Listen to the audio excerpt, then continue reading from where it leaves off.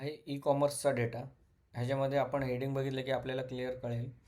Country आहे, brand आहे, quantity आहे, प्राईस आहे आणि billing amount. Brand wise quantity report बनवून पाहिजे. तर मी सेम तसंच करणार जे मी प्रिव्हियस रिपोर्टमध्ये केलं. इन्सर्ट, त्यानंतर पिवट चार्ट्स, न्यू शीट. त्यानंतर मी इथे काय करणार तर ब्रँड वाईज क्वांटिटी आणि इथे ॲड डेटा लेबल्स.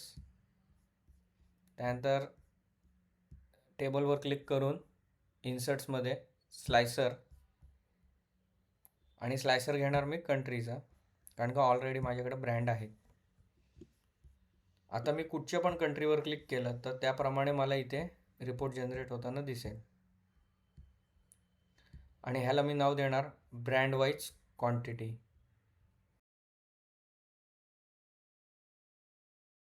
किंवा ह्याला जर समजा मला चार्ट बदलायचा असेल तर इन्सर्ट्समध्ये जाऊन पिवट चार्ट्समध्ये जाऊन 3D पाय डायग्राम घेईन. किंवा दुसरी अजून जर एखादी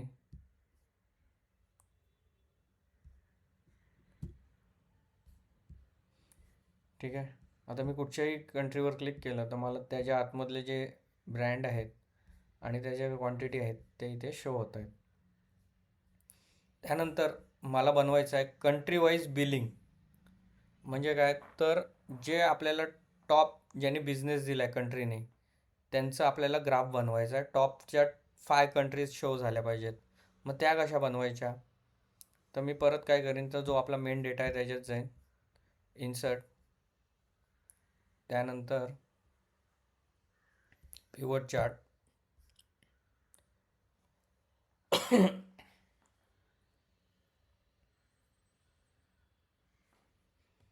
त्यानंतर न्यू वर्कशीट. ओके. त्यानंतर कंट्री, बिलिंग अमाऊंट. आता जो आपला चार्ट जनरेट झाला आहे तो एकदम किचकट झाला आहे, त्याला आपण सॉर्टेड करू. इथे मी डाऊन एरोमध्ये जाणार, व्हॅल्यूज फिल्टर आणि इथे टॉप एन आहे त्याच्यावर क्लिक केलं तर तुम्ही इथे कुठचीही घेऊ शकता. टॉप 5 घेऊ शकता, टॉप 3 घेऊ शकता आणि ओके. आणि इथे मी काय करतो तर राईट क्लिक करून ॲड डेटा लेबल्स. त्यानंतर हे दोन्ही जे चार्ट आहेत ते मी काय करणार, नवीन एक शीट ॲड करणार. आता माझ्याकडे 2 चार्ट्स आहेत. एक कंट्री वाईज बिलिंग आहेत की ज्याच्यात टॉप 5 कंट्रीज आहेत आणि एक दुसरा एक रिपोर्ट आहे त्याच्यामध्ये बिलिंगचा क्वांटिटीचा डेटा आहे. आता मी ह्या दोन्ही जे आहेत त्या मी कॉपी करून एक जी नवीन शीट आहे आणि पेस्ट. त्यानंतर ह्याच्यात मी स्लायसर ॲड करणार, इन्सर्ट, स्लायसर आणि इथे मी घेणार ब्रँडला.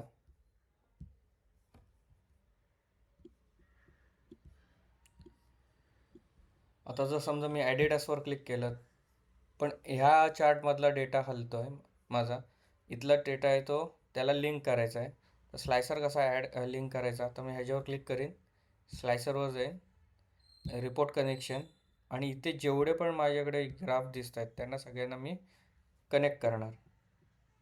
टिक असली पाहिजे इथे.